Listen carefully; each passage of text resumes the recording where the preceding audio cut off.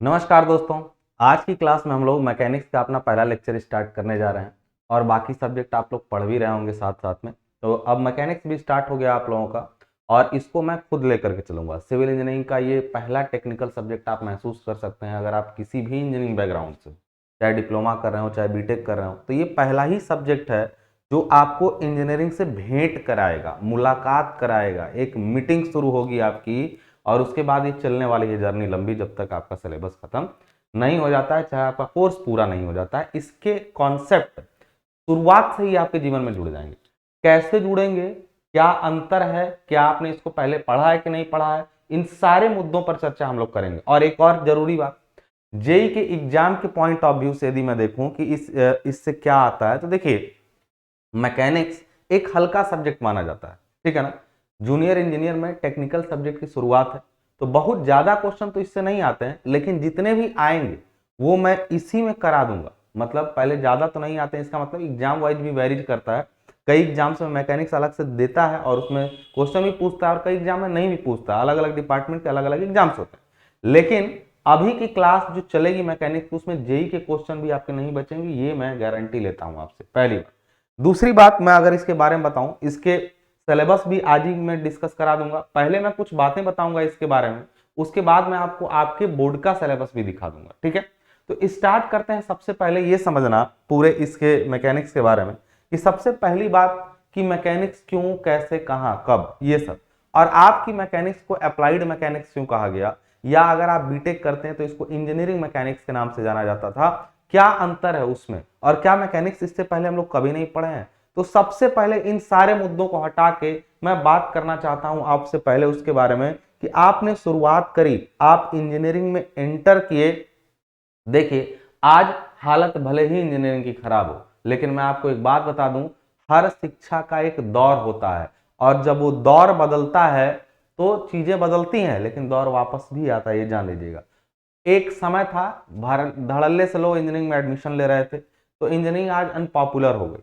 नहीं तो मैंने एक मूवी देखी थी, पुरानी समय की एक मूवी, जिसको पुराने समय को उभार के दिखाया गया था। आप लोगों ने भी भरसक मैं जानता हूं कि देखी होगी, जिसका नाम था 83, जो वर्ल्ड कप से रिलेटेड था।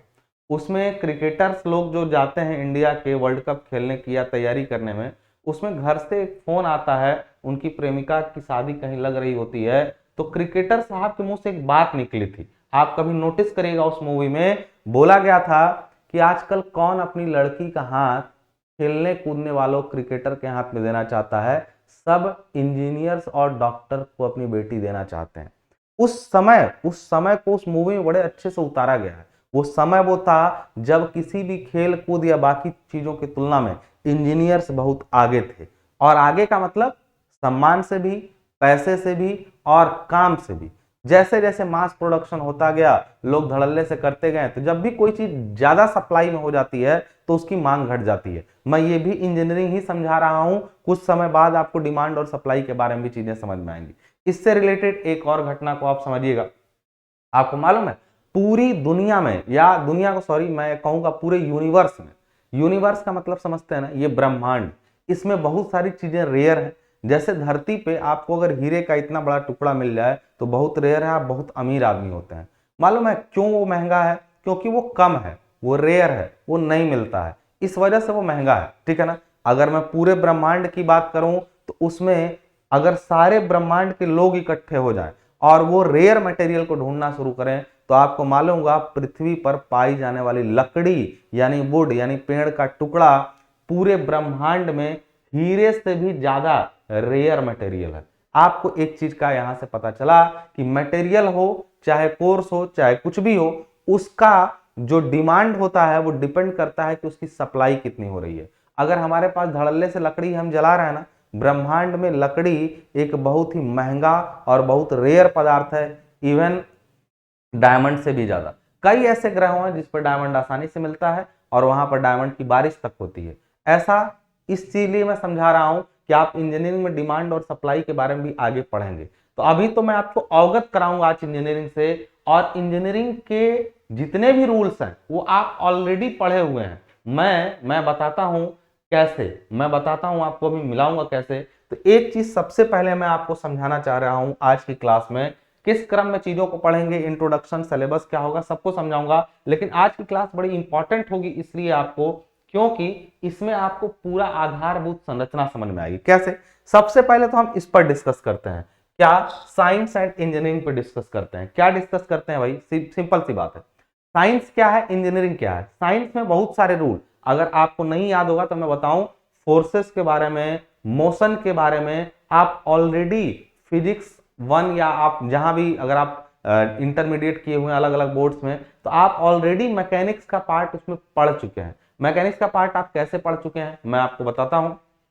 फिजिक्स का शुरुआती चैप्टर आपने देखा होगा, तमाम तरह के फोर्सेस, उसके इफेक्ट और डिफरेंट टाइप्स के मोशन के बारे में ही था, उन्हीं चीजों के बारे में। अच्छा वो था, फिजिक्स में कई पार्ट होते थे, मैकेनिक्स होता था, फिर हाइड्रोस्टैटिक होता था, उसके बाद आपका इलेक्ट्रिक वाला चैप्टर होता था, लाइट का होता था, एक सेक्शन बटे हुए थे और उसमें मल्टीपल चैप्टर्स थे। तो मैं बस आपको इतना बताना चाहता हूं यहाँ पे कि अच्छा एक चीज मैं और कह दूं कि मैं हमेशा बोलता नहीं, आप वीडियो यदि यूट्यूब पे देख रहे हैं तो चैनल सब्सक्राइब कर लीजिए, फायदा होगा, और एप्लीकेशन डाउनलोड रखिए। मैं यूट्यूब पे ज्यादा एक्टिव नहीं रहता हूं, मतलब यूट्यूब पे भी है मेरी क्लासेस, इतनी मिलती हैं कि आपका काम हो जाए, लेकिन मैं यूट्यूब पे बहुत ज्यादा नहीं रहता हूं। एप्लीकेशन है और एप्लीकेशन पे हम लोग बहुत अच्छे तरीके से काम करते हैं, बिना एड वगैरह देखे, बहुत कम फीस में आप बहुत सारी अच्छी अच्छी चीजें गेन कर सकते हैं वहां से। तो आप उसके बारे में सोचिएगा, एक बार देख लीजिए। एप्लीकेशन डाउनलोड इसलिए रखिए ना कि नोट्स वगैरह फ्री मटेरियल भी उस पर मिलते हैं, जरूर नहीं कि आप पैसे देके ही चीजें खरीदें, बहुत सारी चीजें फ्री रहती हैं, ठीक है।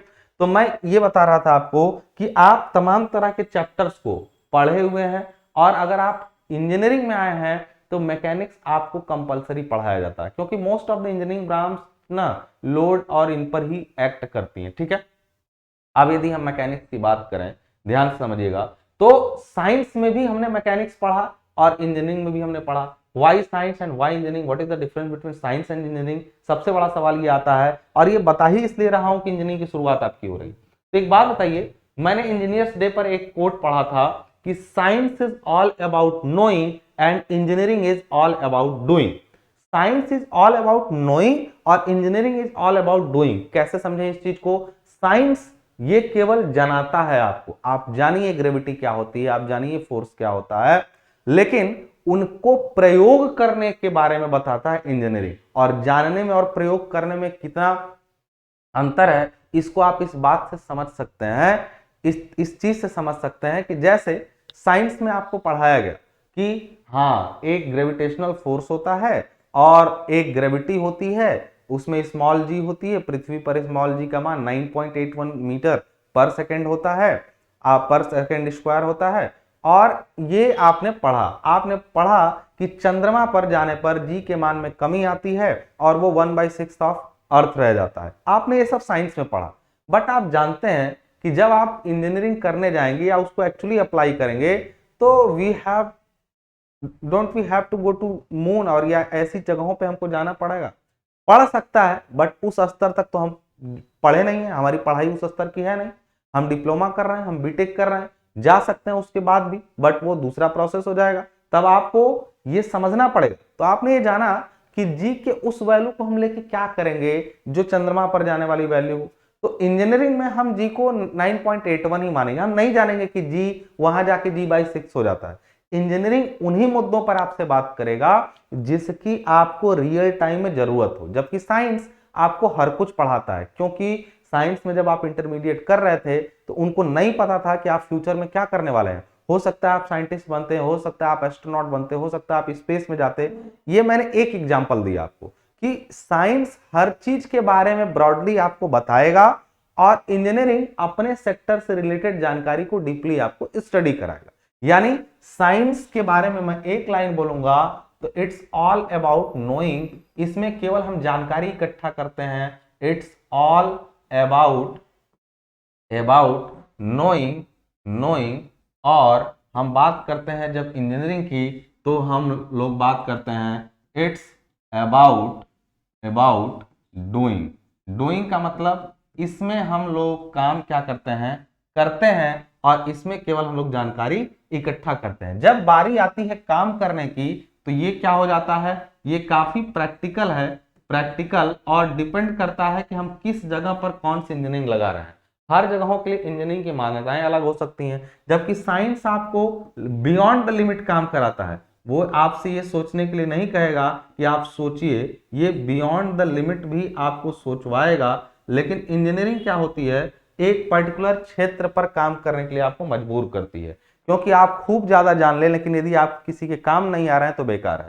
साइंस खाली आप जानने का काम है, और इंजीनियरिंग जब किसी एक चीज पर स्टक होके उसको यानी सॉल्व करने की बात करते हैं। जब इसी तरीके से हम लोग बात करते हैं कि ये प्रैक्टिकल है, पहली बात। दूसरी बात मैं ये भी कहूंगा कि साइंस के एप्लीकेशन को, इंजीनियरिंग को मैं कहूंगा कि using using using application of science. ध्यान रहे, मैं क्लासेस इंग्लिश में नहीं ले रहा हूं, मैं केवल कुछ बातों को इंग्लिश में बताऊंगा, और मेरी गारंटी है आपको इंग्लिश समझ में आएगी। देखो, यदि यदि दिल से रोया जाए ना, तो फूटी आंख से भी आंसू निकलते हैं। भाषा हमारे और आपके बीच में नहीं आएगी, हम इसका वादा करते हैं आपसे। भाषा हमारे और आपके बीच में नहीं आएगी। भाषा क्या है जी?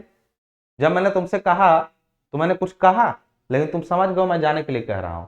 मेरा कहने का मतलब, हमारे आपके बीच की दरार भाषा नहीं बनने वाली है, ये गारंटी देता हूं।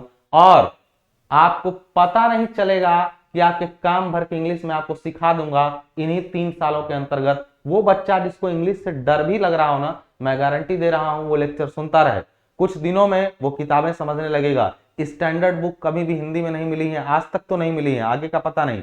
स्टैंडर्ड बुक इंग्लिश में है। बच्चा जब आगे जाता है, जेई पढ़ना शुरू करता है, उसको तकलीफ होती है। मैं गारंटी देता हूं यहीं से कि आपकी इंग्लिश भी इंप्रूव कराऊंगा, बशर्ते आप सुनते रहिए। हमारे बीच में भाषा नहीं आएगी। अभी तक का लेक्चर समझ में आया, आगे पढ़ाई भी समझ में आएगी। खाली लिखता इंग्लिश में इसलिए हूं क्योंकि आपको समझ में आए। मैं बोल हिंदी में रहा हूं, मैं समझाऊंगा, और थोड़ा हिंदी भी लिखूंगा, ऐसा नहीं है, लेकिन कुछ चीजें, ये कोट, ये जो सेंटेंस बनाया गया है ना, वो इंग्लिश में ही बनाया गया है। इस वजह से मैंने इसको समझाया। वो शायरी थी, science is all about knowing and engineering is all about doing. ये एक शायरी है, तो इसको हिंदी में बोलूंगा तो उसके मतलब बदल जाएंगे। तो मैं आपको इंग्लिश हिंदी की भाषा बीच में नहीं आएगी, हम लोग दोनों भाषा में लेकर के चलेंगे, बिंदास पढ़ेंगे। कह रहे हैं कि प्रैक्टिकल है। दूसरा बात, पहली बात ये प्रैक्टिकल है। दूसरा, using application of science science science to solve यानी अभी मैं बताता हूं इसका मतलब, to solve daily daily life problem problem problem is called engineering. यानी हम लोगों ने दैनिक जीवन में आ रही समस्याओं को सॉल्व करने के लिए साइंस के नियमों का पालन किया, तो उसी को हमने कह दिया कि हम लोग क्या कर रहे हैं, इंजीनियरिंग कर रहे हैं। दुनिया भर में तमाम तरह की समस्याएं हैं। हमने पास्कल्स का लॉ पढ़ा। पास्कल ने कहा, अभी आप नहीं सुने हैं, आप कुछ चीजें इसमें से सेकेंड ईयर में सुनेंगे, ज्यादातर चीजें सॉरी आपका थर्ड सेमेस्टर में। तो कहने का ये मतलब हुआ कि बहुत सारी चीजें हैं, जानना है, अभी समझेंगे हम चीजों को। तो अभी तो मैंने आपको साइंस और इंजीनियरिंग के बारे में समझाया। अब हम लोग आते हैं अपने आज के सब्जेक्ट पर, जिसका नाम होगा मैकेनिक्स। तो क्या आपको समझ में आया? दिन भर की समस्याओं को सुलझाने के लिए साइंस के नियमों का जब हम प्रयोग करने लगते हैं, तो हम कहते हैं कि हम इंजीनियरिंग कर रहे हैं। बात समझ आ रही है? तो कोई भी जब आपसे पूछे और आप बोलेंगे, तो वो समझेगा कि अच्छा, इनको नॉलेज अच्छी है, ये जानते हैं कि ये क्या कर रहे हैं। सबसे पहले हमारा जानना ही है कि हम कर क्या रहे हैं, तब मजा आएगा। पहली बात, ये प्रैक्टिकल है, और ये क्या है, ये यूज करता है। और दूसरा, ये बियॉन्ड द लिमिट है। और दूसरा, ये थ्योरेटिकल बात करता है। आपसे कहेंगे सर साइंस में कैसा थ्योरेटिकल? आप अभी जानते ही नहीं है, आगे बढ़ेंगे तो आपको पता चलेगा कि दुनिया में न्यूमेरिकल जैसी तो कोई चीज ही नहीं होती, सब थ्योरेटिकल ही है। हाँ, थ्योरेटिकल को मैथमेटिकल फॉर्म में किया गया है तो वो न्यूमेरिकल बन गया है। तो ये ध्यान रखिएगा। अभी आप थ्योरी को ठीक से समझेंगे और न्यूमेरिकल अपने आप हलवे की तरह लगता चला है। कुछ लोगों को देखे हैं, खूब कठिन न्यूमेरिकल को भी बड़ी आसानी से लगा लेते हैं। क्यों? क्योंकि उनकी थ्योरी बड़ी क्लियर होती है। तो आपको थ्योरी समझना है, न्यूमेरिकल भी हम लोग कराएंगे, हम लोग नोट्स भी बनाएंगे। और मैं नोट्स के बारे में बता दूं, नोट्स तो मैं दूंगा ही, लेकिन वो बच्चा जो नोट्स खुद से बनाएगा ना, उसकी इफिशियंसी 50 नंबर का यदि पेपर आता है तो वो 45 लाएगा, बाकी लोग 35 लाएंगे। ये अंतर होगा जो अपने से नोट्स बना रहा है और जो अब बनी बनाई नोट्स पढ़ रहा है। ये भी मैं बता दूं। अब मैं मुद्दे पर आता हूं, क्या, किस चीज पर? अब मैं बात करूंगा मैकेनिक्स के बारे में। मैं आपको बता दूं, यहां पर मैकेनिक्स सब अभी जनरलाइज है, अभी भी इंजीनियरिंग मैकेनिक्स पे नहीं आया हूं। अब मैं कहने जा रहा हूं आपसे यहां पे क्या कि मैकेनिक्स, मैकेनिक्स क्या होता है। बहुत सरल सी बात है, मैकेनिक्स के बारे में बोलूंगा कि mechanics is the branch of science in which we study the force and its effect on a physical body. नहीं समझ में आया, अंग्रेजी बोल दिए शर्मा। मैकेनिक्स यानी यांत्रिकी, यांत्रिकी विज्ञान की वह शाखा है, देखिए हिंदी और इंग्लिश साथ साथ बोलूंगा, यांत्रिकी विज्ञान की वह शाखा है जिसके अंतर्गत हम बलों और उसके प्रभावों का भौतिक पिंडों के ऊपर क्या असर है उसका अध्ययन करेंगे। मैंने हिंदी भी बोला, मैं इंग्लिश भी बोल रहा हूं कि mechanics is the branch of science in which we study the force and its effect on a physical body. Is it clear? मैं लिख भी देता हूं, यानी मैंने बोला mechanics is the branch of science, it is the branch of science, it is the branch of science, it is the branch of science in which we study the force and its effect on physical body। अभी हम लोगों ने पढ़ा कि mechanics जो है वो विज्ञान की वह शाखा है जिसमें हम बलों और उसके प्रभावों का किसी भौतिक पिंड के ऊपर अध्ययन करते हैं। यानी किसी भौतिक पिंड के ऊपर जब बल लगता है और उस बल के प्रभाव क्या पड़ता है उस पिंड के ऊपर, इसके प्रभावों का अध्ययन जब करेंगे तो हम कहेंगे कि ये शाखा मैकेनिक्स कहलाती है। यानी मैकेनिक्स में हम लोग सबसे ज्यादा किसका, फोर्स एंड इट्स इफेक्ट, दो चीजें सामने आई, force and its effect on physical body is called mechanics. तो जनरली जब मैकेनिक्स की हम लोग बात करते हैं तो देखो कोई भी बॉडी, क्योंकि पूरे इंजीनियरिंग में कुछ भी आप बनाएं वो बल को सहन कर ही रहा होगा। बल का मतलब अपने आप में क्या होता है, एक चीज जान लीजिए, बल वो कोई भी बाहरी चीज या आंतरिक चीज हो सकती है जो कुछ प्रभाव डाले उस बॉडी के ऊपर, वो बहुत कुछ बदल सकता है। फोर्स क्या क्या कर सकता है मैं उसके बारे में आपको समझा दूं। अब हम लोग समझेंगे फोर्स को और फिर फिजिकल बॉडी को, दोनों चीजों को समझेंगे कि फोर्स क्या है और फिजिकल बॉडी क्या है। उसके बाद मैं आपसे बात करूंगा कि इंजीनियरिंग मैकेनिक्स कहां से जनरेट हुआ, और बहुत आराम से, बहुत धीरे धीरे, और ये भी नहीं कि मैं लंबा खींचने वाला हूं, 30-35 क्लास जाते जाते मैं पूरा आराम से खत्म कर दूंगा, बहुत बढ़िया तरीके से, ये जान लीजिए आप, और न्यूमेरिकल वगैरह सब लगवा करके।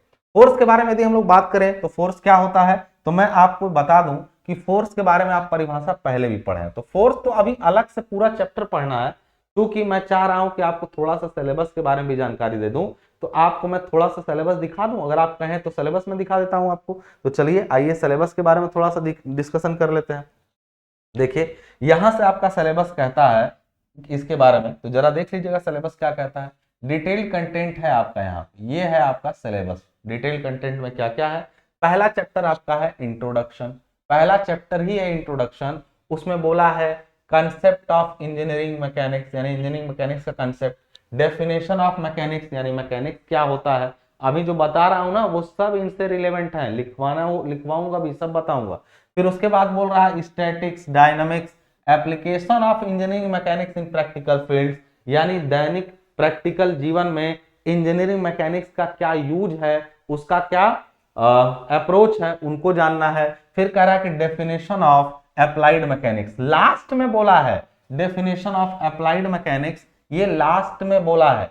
इसके पहले के टॉपिक में देखिए खाली मैकेनिक्स मैकेनिक्स बोला है, लास्ट में बोला है अप्लाइड मैकेनिक्स, यानी applied mechanics is different from, ये मैं बोला, ये सिलेबस है आपके बोर्ड से आया हुआ है। इसका मतलब क्या हुआ, इसका मतलब ये कहना चाहता है कि भैया पहले वो सब समझो मैकेनिक्स क्या होता है तब अप्लाइड मैकेनिक्स पे। तो कुछ लोग ये सोच रहे थे कि ये भूमिका बना रहे हैं, मैं पढ़ा रहा था, अभी तक भी पढ़ा रहा था और आपको ये भी सुनना है।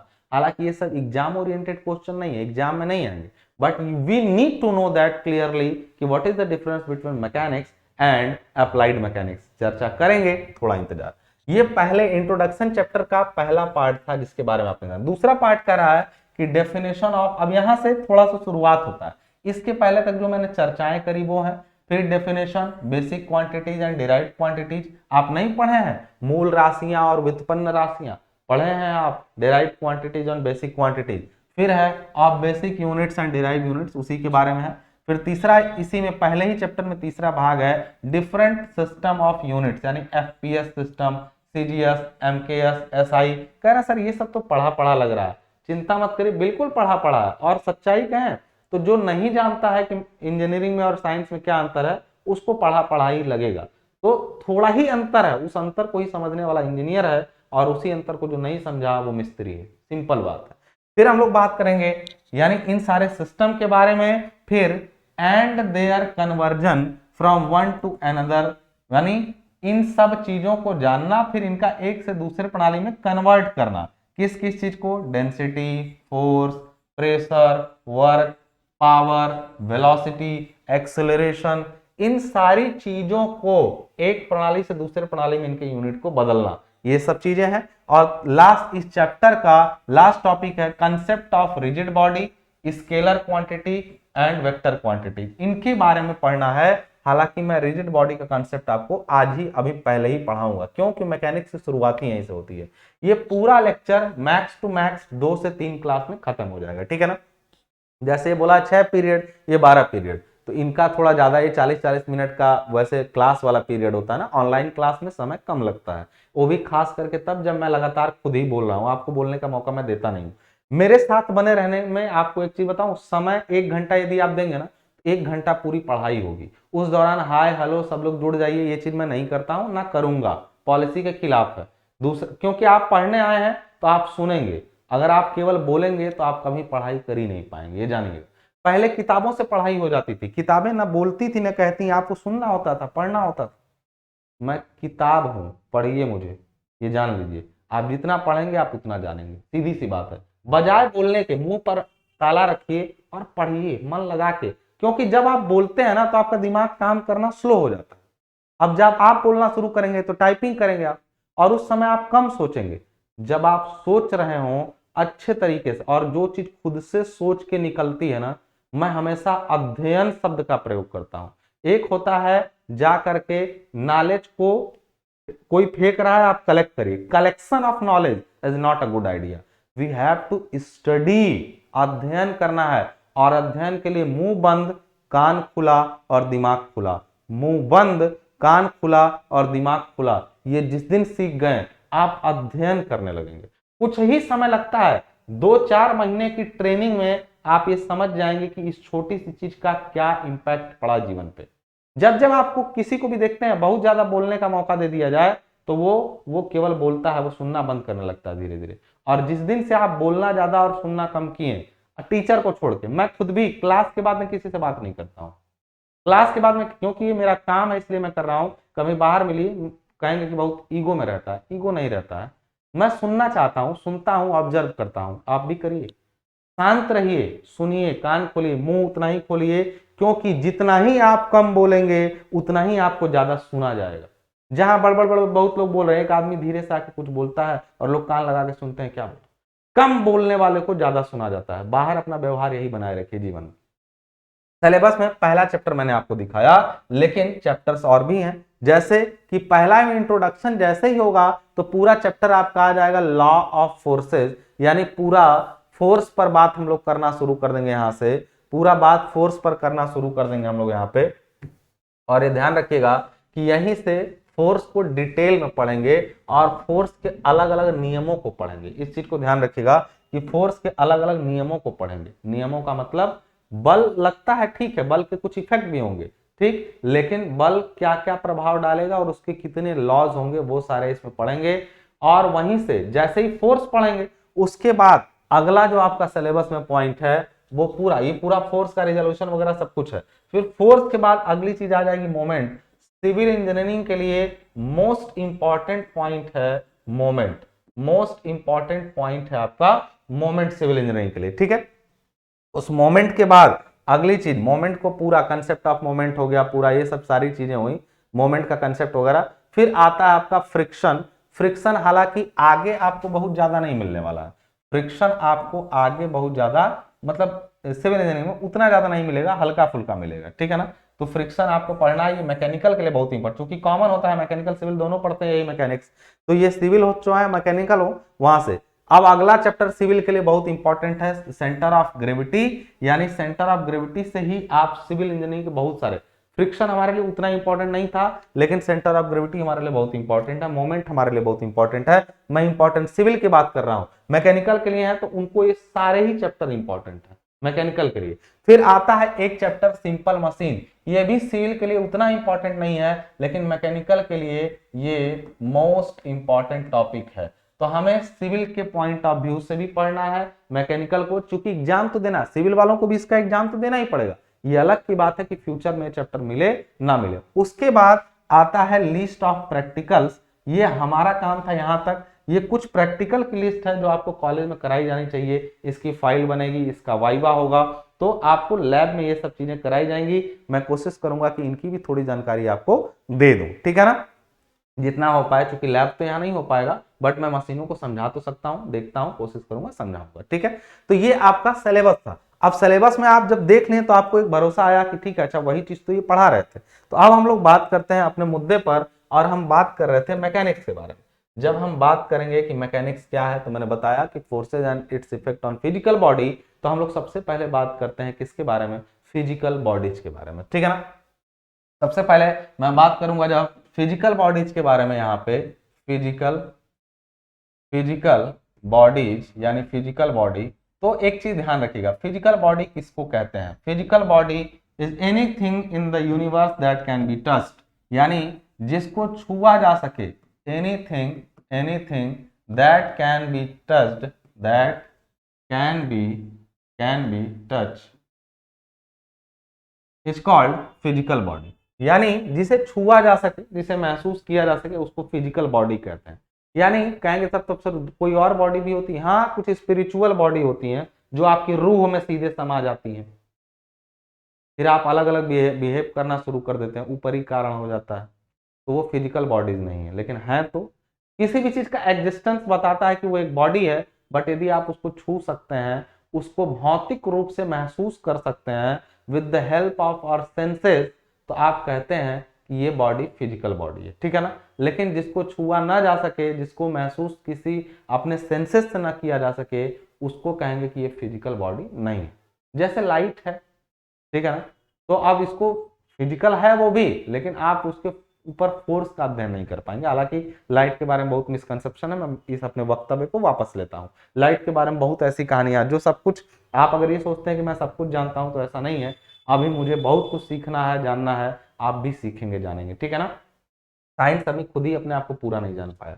हम लोग बात करेंगे कि फिजिकल बॉडी वो होती है जिसको छुआ जा सके, और जब फिजिकल बॉडी को हम लोग, ठीक है छुआ जा सके, लेकिन इंजीनियरिंग के पॉइंट ऑफ व्यू से फिजिकल बॉडी को कैसे हम लोग क्लासिफाई किया जाए, कितने तरह की हो सकती हैं, तो एक चीज जान लीजिए, फिजिकल बॉडी को यदि हम लोग क्लासिफाई करें, फिजिकल बॉडी को यदि हम लोग क्लासिफाई करें, तो मैं यहाँ लिखता हूँ सबसे पहले फिजिकल बॉडी,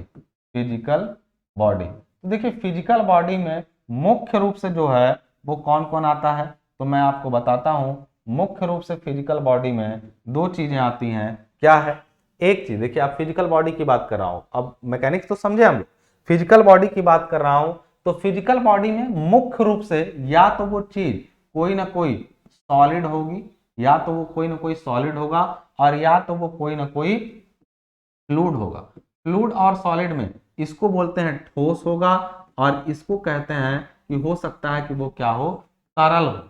तरल शब्द देखो ध्यान रखना कि तरल शब्द में दो चीजें इंक्लूड होती हैं। तरल मतलब वो जो सामान्य दाब और ताप पर बह सके, यानी तरल में बह सकने का मतलब कोई चीज फ्लो कर सकती है तो वो तरल है, और फ्लो तो दोनों कर सकते हैं, कौन कौन, एक होता है जिसको बोलते हैं हम लोग लिक्विड यानी द्रव, और एक होता है गैस, यानी ये दोनों ही किस में आते हैं, फ्लूइड के अंतर्गत आते हैं, लिक्विड भी और गैस भी, यानी इसको बोलते हैं हिंदी में हम लोग कि द्रव, और दूसरा होता है क्या, गैस, दूसरा क्या होता है, गैस होता है। यानी फ्लूइड के बारे में लिक्विड और गैस दो चीजें होती हैं, और सॉलिड जो होता है वो, इसके अगर इनको परिभाषित करें, देखो मैं इसकी परिभाषा देने के मूड में अभी नहीं हूं, आप तुम पहले भी पढ़े हो, तो मैं आपको यहीं पे हल्का सा समझा देता हूं कि सॉलिड का मतलब होता है कैन नॉट फ्लो या can't flow under normal pressure, normal temperature and pressure, सामान्य दाब और ताप पर ये बह ना सके। बात समझ में आ रही ना? क्यों? अरे भाई ठोस रखा है तो बह जाएगा, लेकिन उसको गर्म करके ताप बढ़ा देंगे ना तो बह जाएगा। सामान्य दाब ताप पर नहीं बह सकता है। और फ्लूइड वो हो सकता है, फ्लूइड उसको कहते हैं हम लोग, फ्लूइड या तरल, can flow on normal temperature, यानी सामान्य ताप पर ही ये क्या कह सकता है, ये बह सकता है। ठीक है ना? तो ठोस से आपने समझा यहां पर, एक सेकेंड सॉरी, तो मैं कह रहा था ठोस। अब ठोस भी दो तरह के हो सकते हैं। ठोस ऐसे भी हो सकते हैं, कई लोग ठोसों को इस तरीके से बांटते हैं, कि देखिए यहां पे दो तरीके से बांट दिया गया ठोस को भी। एक वो ठोस जो नॉन डिफॉर्मेबल हो, यानी रिजिड बॉडी, फिजिकल बॉडी में सॉलिड बॉडी हुआ, फ्लूइड हुआ, फिजिकल बॉडी ही है ये सब, यानी ये सब है। अब सॉलिड में एक चीज हुआ रिजिड बॉडी, एक हुआ रिजिड बॉडी, या जिसको बोलते हैं दृढ़ पिंड। बॉडी मतलब देखो, हमेशा ध्यान रखो, आप ये शब्द बार बार सुनोगे पिंड के बारे में। जब भी बॉडी शब्द का मतलब होता है, इसको फिजिकल बॉडी को बोलते हैं भौतिक पिंड। क्या बोलते हैं? भौतिक पिंड। इसको याद रखना, बोलते हैं भौतिक पिंड। ठीक है, फिजिकल बॉडी को बोलते हैं भौतिक पिंड। खाली बॉडी कहीं पर लिखा हुआ तो इसका मतलब हम लोग पिंड की बात कर रहे हैं। तो कुछ ऐसे होते हैं जो रिजिड होते हैं, कुछ ऐसे होते हैं जो डिफॉर्मेबल होते हैं। अभी समझो पूरा ध्यान से बात को, तुमको बहुत सारी चीजें मिल जाएंगी यहाँ से। डिफॉर्मेबल यानी जिसको बोलते हैं हम लोग, जो डिफॉर्म हो सकता हो, यानी विरूपित पिंड या विरूपित होने वाले, विरूपित होने वाले पिंड, इसको बोलते हैं डिफॉर्मेबल बॉडी, जिनको विरूपण किया जा सके। जिसके अंदर विरूपण क्या होता है अभी बताता हूं, जिनका रूप रंग तोड़ मरोड़ के बदला जा सके। अब यहां पर एक चीज ध्यान रखिएगा कि जब आप इन चीजों को समझें तो रिजिड बॉडी किसको कहते हैं, फिर उनको भी समझेंगे। आप देखो इसको समझते हो, लिक्विड क्या है गैस क्या है, दोनों बह सकता है, समझते हो। असल में लिक्विड को हम लोग एक नाम देते हैं इनकंप्रेसिबल फ्लूइड, यानी लिक्विड वो होता है जिसको दबाया नहीं जा सकता है, और गैस को दबाया जा सकता है। इसको कह सकते हैं सर आप बड़े बेवकूफ आदमी, लिक्विड को कौन नहीं दबा सकता, पानी नहीं दबा देंगे। हम कहेंगे ठीक है, एक बाल्टी पानी है उसको दबा के एक गिलास में कर दो, तो नहीं कर सकते हो। लेकिन गैस अगर बहुत ज्यादा फैली हुई है तो उसको दबा के सिलेंडर में भर सकते हो। यानी मैं कहना चाहता हूं कि जिसको दबाया नहीं जा सकता है वो लिक्विड होता है, उस fluid, the fluid which is incompressible, उसको दबाया नहीं जा सकता है वो लिक्विड है, और विच कैन बी कंप्रेस्ड, इसको कहते हैं गैस। ठीक है, इसी तरीके से जब हम लोग बॉडी की बात करते हैं, सॉलिड बॉडी की, तो सॉलिड बॉडी में ये ध्यान रखिएगा, रिजिड बॉडी वो होती है, इसको कहते हैं कि can not B deform. Deform का मतलब समझते हो, किसी चीज को दबा के यदि तुम उसका साइज और शेप बदल सकते हो, यानी डिफॉर्मेबल किसको कहते हैं, तो कहते हैं कि इसके बारे में मैं एक ही चीज बोलूंगा कि डिफॉर्मेबल किसको कहते हैं, तो मैं इसकी एक ही परिभाषा दूंगा। इसको मैं कहूंगा कि साइज यानी बॉडी का size and shape changes under the application of force, यानी बलों के प्रभाव में ऐसे पिंड जिनका साइज और शेप, यानी आकृति बड़ा छोटा हो जाए, नहीं आकार बड़ा छोटा हो जाए या आकृति बदल जाए। बात समझ में आ रही है? यानी इसका शेप और साइज बदल सकता है, किसके प्रभाव में, बल के प्रभाव में, तो इसको कहते हैं डिफॉर्मेबल बॉडी। और रिजिड बॉडी है वो बॉडी जिसका शेप और साइज नहीं बदल सकता। जैसे मैं बनवा रहा हूं, यदि वैसे कोई नोट्स बना रहा है ना तो बड़ा अच्छा काम कर रहा है, ठीक है ना, वो मुझसे मुलाकात जरूर करेगा, मैं उसको रिवार्ड दूंगा, सही बता रहा हूँ, रिवॉर्ड दूंगा मैं अपने स्तर से, जो भी रिवॉर्ड दे पाऊंगा, जो ऐसा ही नोट्स बना रहा है जैसा मैं, जरूर मुझे व्हाट्सअप करिए, नीचे नंबर चल रहा है, करिए कि सर मैं नोट्स बना रहा हूँ, मेरी नोट्स बहुत अच्छी है, ऐसा बताइएगा मुझे, तो मैं बताऊंगा आपको। रिजिड बॉडी वो बॉडी, तो लिख सकता हूं can not be deformed due to due to force. ये आपकी परिभाषा है आपके जगहों पर। ऐसी ऐसी बॉडी जिसको जिसको डिफॉर्म ना किया जा सके बल के प्रभाव में, वो बल लगने पर वो टूटे फूटे ना, उसको रिजिड कहते हैं, रिजिड, दृढ़, ठीक है। लेकिन ये पूरी सच्चाई नहीं है। वास्तविकता क्या है मैं उसको आपको बारे में थोड़ा सा बता दूं, ठीक है ना। तो फिजिकल बॉडीज का अध्ययन करते समय मैं वास्तविकता से आपको रूबरू कराऊं तो मैं बताऊंगा, देखो हर बॉडी कुछ फोर्स तक दृढ़ होती है, उसके बाद वो डिफॉर्मेबल हो जाती है। कोई भी बॉडी ऐसी नहीं हो सकती है जो 100% रिजिड बॉडी हो या आइडियल रिजिड बॉडी है। तो मैं आपको बता दूं, हम भी रिजिड हैं, आप हमको धक्का दीजिए हम नहीं हटेंगे, तो आप ना कोई और हाथी घोड़ा आके हमको धक्का दे हम नहीं हटेंगे। कहने का मतलब होता है हर बॉडी का अपना एक क्रिटिकल फोर्स होता है। क्रिटिकल फोर्स वो फोर्स होता है जिस पर वो बॉडी टूटेगी, या टूटे ना तो ऐंठ जाएगी, आकृति आकार बदल जाएगा। यदि हम उस बॉडी पर बल उसके क्रिटिकल फोर्स से नीचे ही लगा रहे हैं तो वो बॉडी कही जाएगी it will behave like a rigid body, और यदि हम क्रिटिकल फोर्स से अधिक फोर्स लगा दे रहे हैं तो वही बॉडी बिहेव करेगी एक डिफॉर्मेबल बॉडी की तरह। तो मैं यदि यहां पर कहूं, मैं ये क्यों पढ़ा रहा हूं फिजिकल बॉडी, अभी थोड़ी देर में आपको समझ में आ जाएगा। मैं यहां पर एक नोट लिख रहा हूं सिंपल सा, यहां पर नोट, मैं यहां पर एक नोट लिख रहा हूं।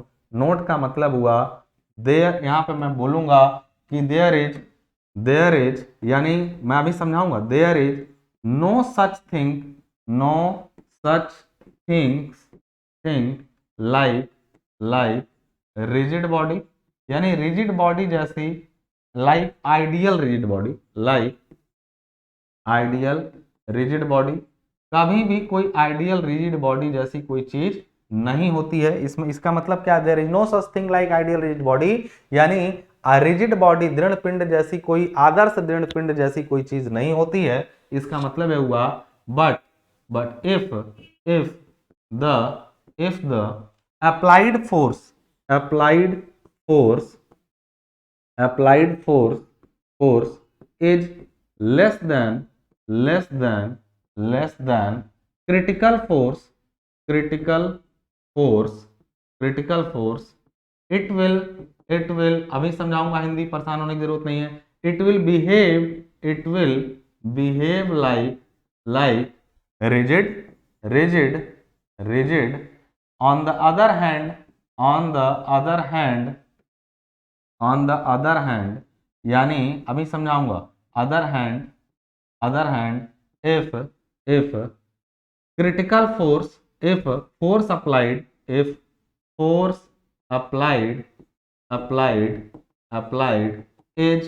greater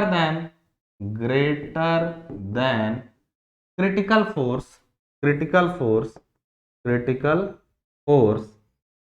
force, it will behave like deformable body. अभी समझ में आएगा कि इसका मतलब क्या है, थोड़ा देर बस रुकिएगा, ठीक है ना। ये कह रहा हूं मैं यहां पे, मैं ऐसा लिख रहा हूं कि यदि मैंने पहली बात बोली कि ऐसा आइडियल रिजिड बॉडी जैसी कोई चीज नहीं होती है, लेकिन यदि बॉडी पर लगाया गया बल उसके क्रिटिकल फोर्स यानी क्रांतिक बल से कम हो तो ये बॉडी रिजिड बॉडी की तरह बिहेव करेगी, व्यवहार करेगी। लेकिन यदि लगाया गया बल critical force, applied force is greater than critical force, यानी लगाया गया बल अगर क्रिटिकल फोर्स यानी क्रांतिक बल से अधिक लगे तो यह एक डिफॉर्मेबल बॉडी की तरह बिहेव करेगी। हम ही रिजिड हैं, हम ही डिफॉर्मेबल है, निर्भर करता है कि हम पर लोड कहां तक लाया गया। अब ये अलग की बात है कि हर बॉडी के लिए क्रिटिकल फोर्स की वैल्यू अलग अलग होती है। तो मैं ये सब देखिए आपके डिप्लोमा किताबों में देखने को नहीं मिलेगा, तो परेशान मत होना। तुम्हारी डिप्लोमा किताबों में ये सब चीजें नहीं मिलेंगी तो तुम परेशान मत होना, किताबों से थोड़ा सा ज्यादा ही बताऊंगा।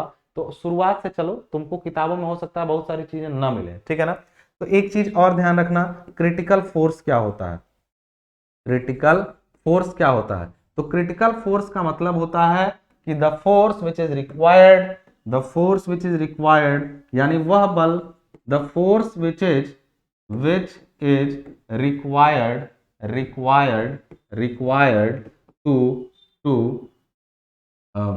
deform the body, यानी वह बल जो किसी बॉडी को, जैसे हम लगा रहे थे कुछ नहीं हो रहा था, एक लेवल पर एक फोर्स लगा, वहीं से उसमें विरूपण, विरूपण मतलब डिफॉर्मेशन शुरू हो गया। वह बल जो बॉडी को डिफॉर्म करने के लिए, विरूपित करने के लिए आवश्यक है, उस बल को ही हम लोग क्रांतिक बल कहते हैं। और जो लोग ये समझ रहे हैं, मैं बार बार कह रहा हूं कि हिंदी में नहीं पढ़ा रहे हैं, क्या नहीं समझ में आ रहा है?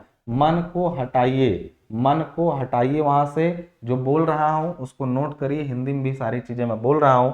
तो क्रांतिक बल वह बल है जो किसी बॉडी का डिफॉर्मेशन शुरू करने के लिए कम से कम रिक्वायरमेंट होता है, ठीक है ना। तो हम कह रहे हैं कि अगर शुरू करने के लिए हमको 500 न्यूटन चाहिए या 1000 न्यूटन चाहिए, मान लीजिए किसी बॉडी को डिफॉर्म करने के लिए कम से कम 1000 न्यूटन चाहिए, और आप उस पर अभी 900, 800, 700 न्यूटन ही लगा रहे हैं, तो बॉडी क्यों डिफॉर्म करेगी? तब तो वो रिजिड है, हाँ? हम रिजिड है। और जैसा ही 1100 लगा वही लूज हो जाएगी, वही डिफॉर्म होने लगेगी। तो कहेंगे अच्छा तब तो दिक्कत है। तो मैं कहूं कि रिजिड और डिफॉर्म जैसा कोई चीज नहीं है, वो डिपेंड करता है कि आप उस बॉडी पर, यानी हम लोग रिजिड बॉडी में केवल एक चीज यहां पर लिखेंगे रिजिड के बारे में, मैं बस एक चीज लिखूंगा कि F अप्लाइड, यानी F जो लग रहा है वो कम है F क्रिटिकल से, F कम है F क्रिटिकल से, और यहाँ क्या है डिफॉर्मेबल में F ज्यादा है F, सॉरी हाँ F ज्यादा है F क्रिटिकल से। कहेंगे सर इतना क्यों डिटेल में आप बॉडी के ऊपर घुस रहे हैं और इसको बता रहे हैं हमारे खींच करके सॉलिड को, इतना आप लिक्विड को क्यों नहीं बता रहे हैं, फ्लूइड को क्यों नहीं बता रहे हैं? बता रहा हूं क्यों।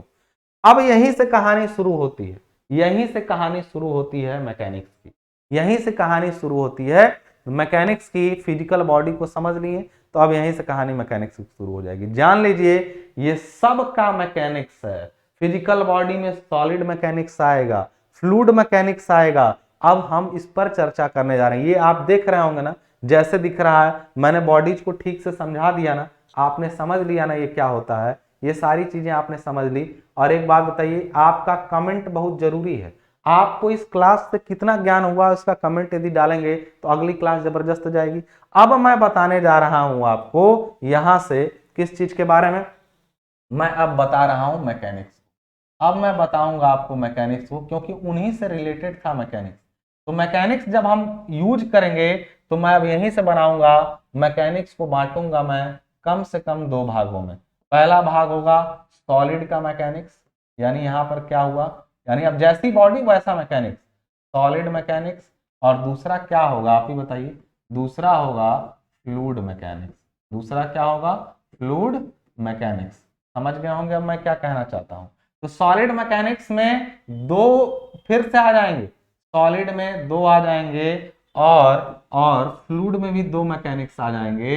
एक मैकेनिक्स, अब देखिए अभी तुरंत आपको सारी कहानी समझ में आ जाएगी। सॉलिड में आ जाएगा mechanics of deformable body, mechanics of rigid body, mechanics of rigid body. और दूसरा, क्योंकि रिजिड बॉडी था इधर सॉलिड के बाद, तो मैकेनिक्स ऑफ रिजिड बॉडी। और दूसरा आ जाएगा mechanics of deformable body, deformable body, mechanics of deformable body, ठीक है ना। ये आपका मैकेनिक्स ऑफ रिजिड बॉडी, ये मैकेनिक्स ऑफ डिफॉर्मेबल बॉडी। इसी तरह फ्लूइड में आएगा मैकेनिक्स ऑफ लिक्विड, और उसी को बोलते हैं हम लोग हाइड्रोलिक्स। अभी अभी अभी बताता हूं ये क्या है हाइड्रोलिक्स। और दूसरा गैस का जो मैकेनिक्स होता है उसको हम लोग या तो गैस मैकेनिक्स बोलें, या उसको नया वैज्ञानिक नाम दिया गया है जिस नाम को बोलते हैं हम लोग न्यूमेटिक्स। अब ये सब क्या है मैं आपको बता दूं, इसमें से मजेदार बात क्या, इसमें से ये कहाँ मिलेगा आपको, ये आगे सेमेस्टर में मिलेगा, जो मिलेगा स्ट्रक्चरल मैकेनिक्स के नाम से, स्ट्रक्चरल मैकेनिक्स के नाम से मिलेगा, या फिर इसको दूसरा नाम बोलते हैं हम लोग स्ट्रेंथ ऑफ मटेरियल्स। यानी इसका दूसरा नाम क्या होगा? Strength of materials. ये आपको कम से कम अपने थर्ड सेमेस्टर में मिलेगा, थर्ड सेमेस्टर में मिलेगा, ठीक है ना। ये मिलेगा आपको किसमें? थर्ड सेमेस्टर में। ये भी किसमें मिलेगा? सिविल वालों को मिलेगा थर्ड सेमेस्टर में। सिविल वालों को ये नहीं पढ़ना है, लेकिन मैकेनिकल वालों को ये और ये दोनों पढ़ना है। बात सुन पा रहे ना, मैकेनिकल वालों को ये और ये दोनों पढ़ना है, इस चीज का ध्यान रहे। और जब मैकेनिक्स ऑफ रिजिड बॉडी की बात करेंगे तो इसी को हमको पढ़ना है किसमें, इसी को हमको पढ़ना है किसमें, इस सेमेस्टर में मैकेनिक्स ऑफ रिजिड बॉडी को, मैकेनिक्स ऑफ रिजिड बॉडी को हमको पढ़ना है इसी सेमेस्टर में, ठीक है ना। और मैकेनिक्स ऑफ रिजिड बॉडी को भी आगे जो बांटा गया वो बांटा गया कुछ इस तरीके से, मैकेनिक्स ऑफ रिजिड बॉडी को इसी, आइए दोनों पूरा मैकेनिक्स ऑफ रिजिड बॉडी हमको पढ़ना है, यानी इसको मैं पहले ऐसे कर लूं, आप ऐसे समझिए, पहले इसको ही हमको पढ़ना है अपने सेकंड सेमेस्टर या किसी किसी जगह पर ये फर्स्ट सेमेस्टर भी मिलता है अलग अलग स्टेट में, तो अभी के लिए मैं मान लेता हूँ इसको सेकंड सेमेस्टर में पढ़ना है आपको, यानी फर्स्ट ईयर में ही पढ़ना है, सेकंड सेमेस्टर में इसको पढ़ना है। और अगर ये पूरी बात आपको समझ में आ रही हो वहां से, तो मैं आपको बता दूं हल्का सा कि इसमें इस मैकेनिक्स के दो पार्ट होते हैं, इस मैकेनिक्स के दो पार्ट होते हैं, जिसमें एक बोलते हैं हम लोग स्टैटिक, स्टैटिक, और एक होता है डायनामिक, डायनामिक, डायनामिक, यानी इसी में आपका आ जाएगा काइनेमेटिक्स एंड काइनेटिक्स, ठीक है ना। तो अभी इस पर भी चर्चा हम लोग करेंगे वन बाय वन, क्या क्या होता है स्टैटिक, क्या होता है डायनामिक्स, यानी कोई बॉडी रुकी हुई है उस अवस्था में यदि उस पर बलों का अध्ययन करते हैं तो वो स्टैटिक कहा जाएगा, और यदि गतिमान है कोई वस्तु उस पर बलों के प्रभाव का अध्ययन करेंगे तो उसको डायनामिक कहा जाएगा।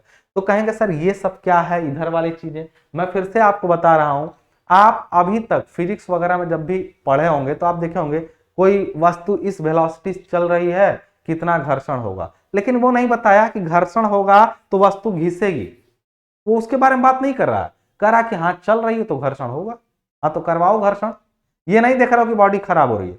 मैकेनिक्स कहेगा कि यदि किसी वस्तु पर चारों तरफ से बल लग रहे हो और सभी बलों का परिणामी शून्य हो तो वो वस्तु साम्य अवस्था में होगी, यानी if the resultant of forces acting on a body is zero the body will be in equilibrium condition, यानी किसी वस्तु पर, वही बात जो मैंने बोली हिंदी बोल चुका हूं ऑलरेडी, किसी वस्तु पर लगने वाले सभी बलों का परिणामी यदि शून्य है तो वस्तु साम्य अवस्था में होगी, यानी हमारे ऊपर इस समय कौन कौन से बल लग रहे हैं, एटमॉस्फेरिक प्रेशर लग रहा है, ग्रेविटी लग रही है, ये सब के प्रभाव में भी मैं स्टेबल खड़ा हूं क्योंकि ये सब चारों तरफ से बराबर लग रहा है, मैं वही हूं।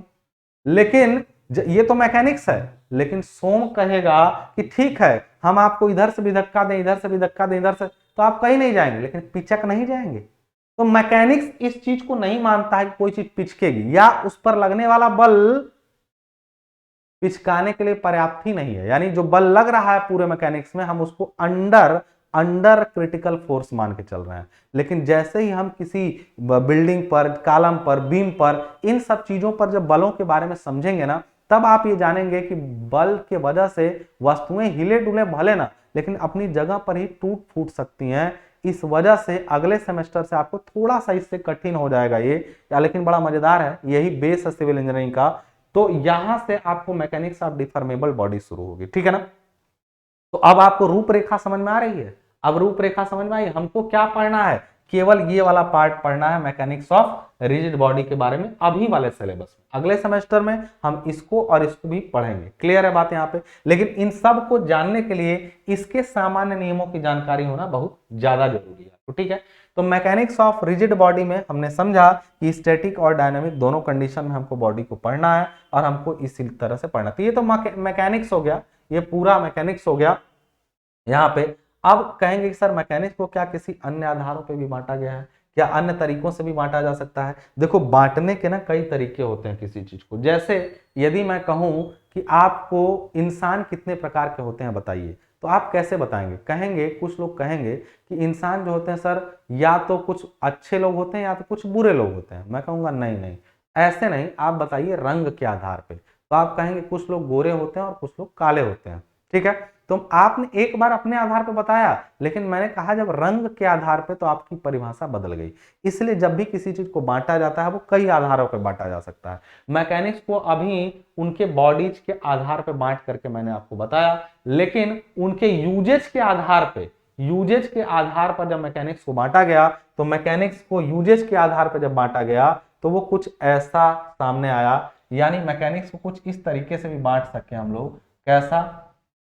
एक हुआ क्या आपका सिंपल जिसको मैंने बोला मैकेनिक्स, और एक हमने यहाँ पर पढ़ा जिसको बोलते हैं हम लोग इंजीनियरिंग मैकेनिक्स या अप्लाइड मैकेनिक्स। इंजीनियरिंग मैकेनिक्स या अप्लाइड मैकेनिक्स, ठीक है ना। इनका इन दोनों में क्या डिफरेंस है तो मैं आपको बता दूं, एक हमने बोला मैकेनिक्स और एक मैंने बोला अप्लाइड मैकेनिक्स, दोनों में क्या डिफरेंस है। ये भी एक तरीका है बांटने का। देखो, बांटने का तौर तरीका तुम्हारे किताबों में अलग कर सकता है, कोई उससे दिक्कत नहीं है। मैं जो तरीका अभी आपको बताया हूं वो लगभग हर जगह लागू होने वाला तरीका और सारी बातों को इंक्लूड करता है। जब आपके बुक वगैरह में पढ़ाएगा तो कुछ ना कुछ जरूर छोड़ता है, लेकिन मैं आपको जो बता रहा हूं उसमें कुछ भी छूटेगा नहीं, चिंता मत करिए। मैकेनिक्स को किसी उसके यूजेज के आधार पर बांटे तो मैकेनिक्स को जनरली जो बोला गया तो इसमें आप लोग साइंस वाले मैकेनिक्स की बात करते हैं, लेकिन जैसे ही हम लोग यानी इंजीनियरिंग मैकेनिक्स की बात करेंगे तो हम मैकेनिक्स के केवल उन्हीं नियमों को पढ़ेंगे जो इंजीनियरिंग में प्रयोग होने वाले हैं और उनके प्रैक्टिकल एप्लीकेशन को पढ़ेंगे। बात समझ में आ रही ना, यानी उन्हीं नियमों को पढ़ेंगे जो प्रयोग होने वाले हों और उनके प्रैक्टिकल एप्लीकेशन को पढ़ेंगे। बात समझ में आ रही ना। तो इंजीनियरिंग मैकेनिक्स और अप्लाइड मैकेनिक्स, अप्लाइड का मतलब इसको हिंदी में बोलते हैं अनुप्रयुक्त यांत्रिकी। यांत्रिकी ठीक है, लेकिन अनुप्रयुक्त, the mechanics, the rules of mechanics which are required to solve engineering problems is called apply collection of applied mechanics. यानी अप्लाइड मैकेनिक्स वह शाखा है जिसके अंतर्गत हम यांत्रिकी के उन विशेष नियमों का अध्ययन करेंगे जो इंजीनियरिंग के दिक्कतों को सॉल्व करने में हमारी मदद करेंगी। पूरी मैकेनिक्स नहीं पढ़ेंगे, only the part of mechanics which will help us to solve the engineering problems। यानी पूरा मैकेनिक्स नहीं, केवल मैकेनिक्स का वह भाग जो हमें इंजीनियरिंग की प्रॉब्लम्स को सॉल्व करने में मदद करे उसको पढ़ेंगे तो बोलेंगे इंजीनियरिंग मैकेनिक्स। हमें क्या पढ़ना है, हमें पढ़ना है इंजीनियरिंग मैकेनिक्स। और इस आधार पे देखें, हमने कहा ना, जो मैंने बोला कि कुछ लोग गोरे कुछ लोग काले, कुछ लोग होते हैं बुरे कुछ लोग अच्छे, तो क्या जो गोरा होगा वो अच्छा बुरा में भी से तो एक होगा।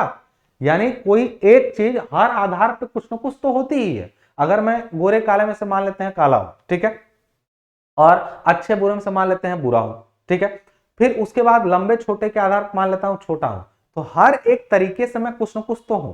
इसी तरीके से इस वाले क्लासिफिकेशन के आधार पे हम लोग मैकेनिक्स को जब पढ़ेंगे तो हम पढ़ेंगे मैकेनिक्स का ये पार्ट, और उस पार्ट में यूजेज के बेस पर यदि हम लोग पढ़ेंगे तो हम लोग पढ़ेंगे मैकेनिक्स का ये वाला पार्ट। यानी दो चीजों पर फोकस करना है, मैकेनिक्स ऑफ रिजिड बॉडी और साथ में किसका, इंजीनियरिंग मैकेनिक्स उसके पार्ट के बारे में। क्या मेरी ये बातें आपको समझ में आ रही हैं? क्या आपको मेरी ये बातें समझ में आई? आप अब तक अपने सिलेबस का जायजा ले चुके हैं, आप अपने सिलेबस का जायजा ले चुके हैं। जब इन्हीं चीजों पर पहला ही चैप्टर आपका इंट्रोडक्शन के बाद, अभी इंट्रोडक्शन में कुछ डायमेंशन वगैरह की चीजें चलेंगी, उसके बाद जहां से न्यूमेरिकल शुरू होता है वहां तुरंत आप फोर्सेस के बारे में पढ़ेंगे, फोर्सेस और उनके इंपैक्ट के बारे में पढ़ेंगे। तो आप ये जानिए जब उनको पढ़ रहे होंगे आप, तो ये आपकी काफी मदद कर चुका होगा। इन चीजों को ही अब डिटेल में लेकर के आगे चलना है। तो अभी तक के केस में जो आप लोगों ने पढ़ा, अभी मैं फोर्स को नहीं पढ़ाया हूं, अभी मैंने सिलेबस आपका पूरा डिस्कशन करा दिया। अगला टॉपिक हम लोग का फोर्स ही है, बट आज के लेक्चर में नहीं, आज हमने जो सीखा वो क्या सीखा। पहली चीज हमने यहां पर समझा कि साइंस और इंजीनियरिंग क्या होते हैं, उसके बारे में मैंने आपसे डिस्कस कराया। उसके बाद मैंने आपको बताया कि यहाँ पर इस वाले टॉपिक में कि मैकेनिक्स क्या होता है। इसके बाद मैंने यहाँ से आपसे बताया कि मैकेनिक्स क्या होता है। मैकेनिक्स को आपने पूरा यदि समझ लिया तो फिर मैंने फिजिकल बॉडी को समझाया, यहाँ पे फिजिकल बॉडी में सॉलिड और फ्लूइड को, फिर फिजिकल बॉडी और क्रिटिकल फोर्स के बारे में मैंने आपको समझाया।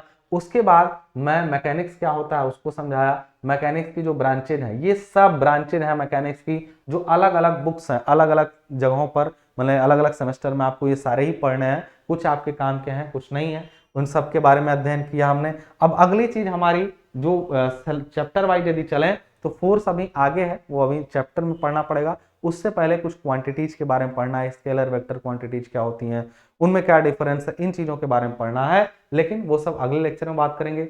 आपको ये क्लास कैसी लगी उसका फीडबैक जरूर दीजिएगा, उससे हमें हेल्प मिलती है अपने आप को इंप्रूव करने में। तब तक के लिए मुझे इजाजत दीजिए, सेकंड लेक्चर में जल्दी ही मुलाकात होगी। धन्यवाद।